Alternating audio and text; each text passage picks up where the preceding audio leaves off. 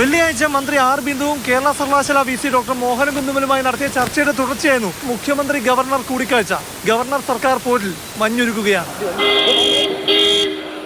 Governor സർക്കാർ പോരിൽ മഞ്ഞുരുക്കം തുടങ്ങി. പോരിന്റെ ഭാഗമായിരുന്നു ഈ പട്ടിക.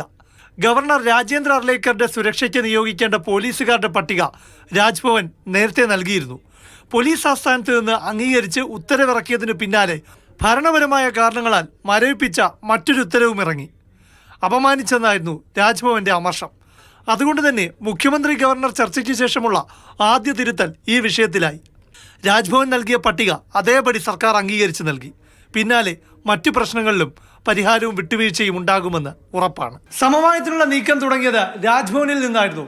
കേരള സർവകലാശാലയിലെ പ്രശ്നങ്ങൾ ഗവർണർ സൃഷ്ടിച്ചതല്ലെന്നും അവിചാരിതമായി സംഭവിച്ചതാണെന്നും രാജ്ഭവൻ കേന്ദ്രങ്ങൾ മുഖ്യമന്ത്രിയുടെ ഓഫീസുമായി ആശയവിനിമയം നടത്തി. സെനറ്റ് ഹാളിലെ സ്വകാര്യ പരിപാടിയിൽ ഭാരതാംബ ചിത്രം വെച്ചത് ഗവർണറുടെ താല്പര്യപ്രകാരമായിരുന്നില്ലെന്നും വ്യക്തത വരുത്തി.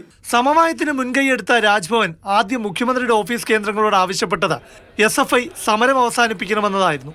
ആ ആവശ്യം സർക്കാർ അംഗീകരിച്ചു.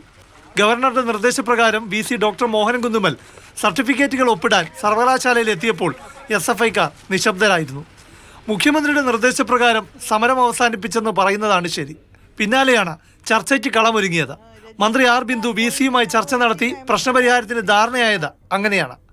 ഈ സമയം മുഖ്യമന്ത്രിയും ഗവർണറും ഡൽഹി കേരള ഹൗസിലുണ്ടായിരുന്നു. അവിടെ വെച്ച് കൂടിക്കാഴ്ചയ്ക്ക് ആലോചന ഉണ്ടായെങ്കിലും അതിന് രാജ്ഭവൻ താല്പര്യമെടുത്തില്ല. രണ്ടുപേരും കേരളത്തിലെത്തിയ ശേഷം രാജ്ഭവനിൽ വെച്ച് കഴിഞ്ഞ ഞായറാഴ്ച ചർച്ചയ്ക്കുള്ള തീരുമാനമുണ്ടായതും അങ്ങനെയാണ്. മണിക്കൂറുകൾ കഴിഞ്ഞപ്പോൾ പ്രശ്നപരിഹാര നടപടികളും തുടങ്ങി.